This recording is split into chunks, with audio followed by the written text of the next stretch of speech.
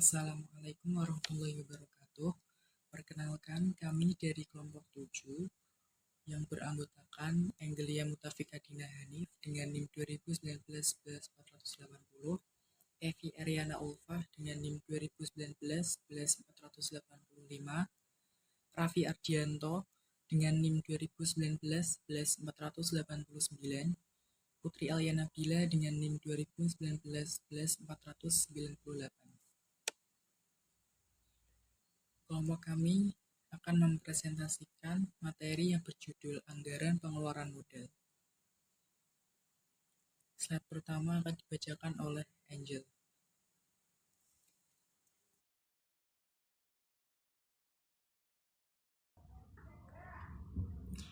Anggaran pengeluaran modal atau capital expenditure. Penganggaran modal adalah suatu proses perencanaan berbagai investasi modal. Investasi modal merupakan suatu pengeluaran yang diharapkan dapat menghasilkan manfaat lebih dari 1 tahun di masa mendatang. Investasi modal ini berkaitan dengan penggunaan dana atau kas untuk mendapatkan aktiva operasional yang akan membantu memperoleh penghasilan atau mengurangi biaya-biaya di masa yang akan datang. Karakteristik budget pengeluaran modal.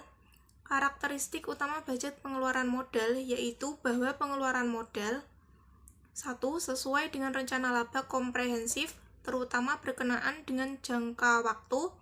2. Meliputi rencana strategis jangka panjang dan rencana taktis jangka pendek. 3. Hanya untuk pengeluaran modal yang besar saja, bukan untuk reparasi dan pemeliharaan. Pendekatan penilaian investasi modal. Dengan mengingat tujuan perusahaan, maka untuk menilai apakah keputusan pengeluaran modal atau investasi telah diambil benar atau salah, maka terdapat dua alternatif cara penilaian, yaitu pertama, pendekatan langsung atau share price model. 2. Pendekatan tidak langsung atau discounted cash flow model. Selanjutnya saya akan membacakan proses investasi modal. 1. Penentuan tujuan atau establishing goal. 2. Pengembangan strategi atau develop strategi. 3. Pencarian dan penentuan berbagai kesempatan investasi atau search for investment opportunities. 4. Evaluasi atas kesempatan investasi yang ada atau evaluasi investment opportunities. 5. Pemilihan investasi atau select investment. 6.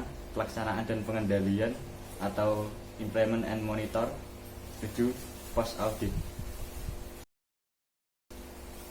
Selanjutnya, prosedur penilaian dalam keputusan investasi. 1. Memperkirakan pola arus kas dari investasi yang diusulkan. 2. Menilai arus kas yang diperkirakan dengan cara tertentu. 3. Mengambil keputusan investasi atas dasar kriteria tertentu. 4. Melakukan pengawasan serta membuat perhitungan penyesuaian yang diperlukan dalam hal terjadi penyimpangan dari perkiraan semula. Selanjutnya, teknik yang digunakan dalam mengevaluasi investasi atau proyek. Metode pengukuran. 1. Metode Net Present Value atau NPV. 2. Metode Internal Rate of Return atau IRR. 3. Metode Return on Investment. 4. Metode Payback. 5. Metode Profitability Index. 6. Metode Average of Return.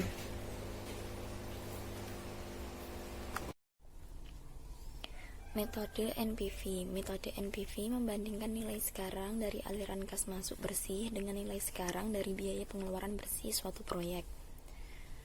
Metode ini memerlukan 3 hal, yaitu 1. Aliran kas keluar awal. 2. Aliran kas masuk bersih di masa yang akan datang. 3. Rate of return minimum yang diinginkan.